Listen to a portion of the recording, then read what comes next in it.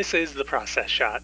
I'm Michael. I don't think I've seen any of the high school movies that this film is probably inspired by, and this film is Do Revenge, a new high school revenge comedy from director Jennifer Kaytin Robinson. It follows two senior girls on opposite ends of the social food chain. Drea, a once at the top but disgraced after a private video was leaked, and Eleanor, who has long settled at the bottom after rumors and being outed as queer had ruined her life several years prior. The two become friends when they talk about their problems and who they blame for their troubles, eventually deciding that the best way to get revenge is for each to handle each other's enemies. However, the two get a bit more than they bargained for, not only from the whole scheme and its many successes and failures, but from each other, and not necessarily in a good way. Or, well, not in a spoilery way.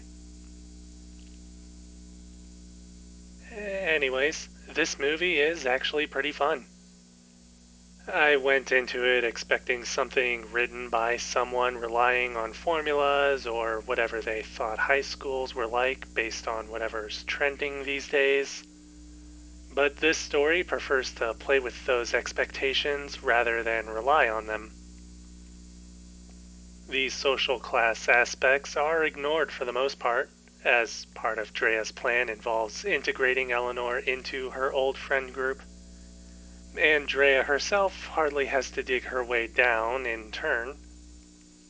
And instead, the story dedicates more time and attention to their development and other personal conflicts.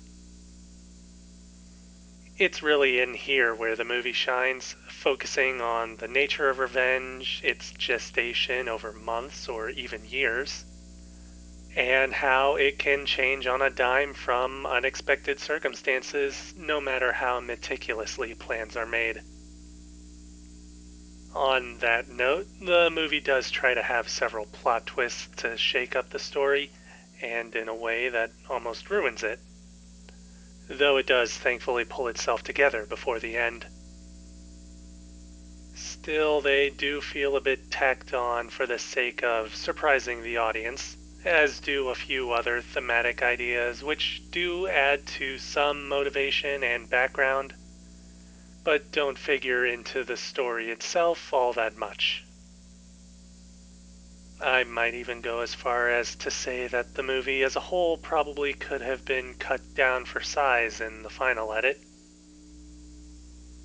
As for actual character development, Drea and Eleanor have an excellent chemistry together, and are pretty well established independently. Each given a chance to narrate events of the film from their own perspectives, resulting in two relatively unreliable narrators, which again adds to the film's over-reliance on twists, but it feels a bit more natural here. The time spent with them does take away a bit from other characters, including their respective love interests, both of whom we rarely get to see before the film decides to make everybody an item. Anyways, the movie especially excels in its visual style, though it does seem as if much of the film's substance lies in its style. The color design is where this comes into play, with a heavy usage of both bright pastels and deeper saturated colors, the latter usually coming to prominence in more luxurious party scenes, and the former when characters are at school. Cinematography is nice and varied, with an attention to widescreen framing that I honestly haven't seen all that much in the past few months. It's nice when filmmakers remember that movies are a visual art. The film's soundtrack is also enjoyable, even if it is just a bunch of licensed songs that are pulled together from a playlist of the filmmaker's favorite tracks. Thankfully, they are mostly good songs. Overall, I would say that the movie is a bit on that mostly good level. There are a number of bumps along the way, and I'm not entirely sure if they could have been smoothed out without any trouble. But at the very least, the movie does play out well enough that you won't think too much of those issues.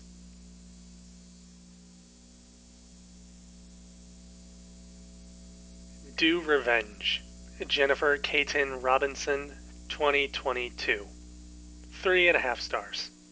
I'd recommend it if you're in the mood for something fun, non-challenging, and or might work as a date night film.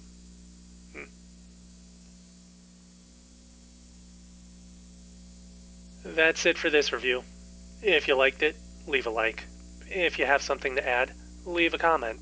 Subscribe to the channel for more reviews. Come to think of it, I'm not actually sure if this movie was directly influenced by other high school movies. Then again, I still haven't seen any of the usual films that come up in those discussions. You know, like Mean Girls.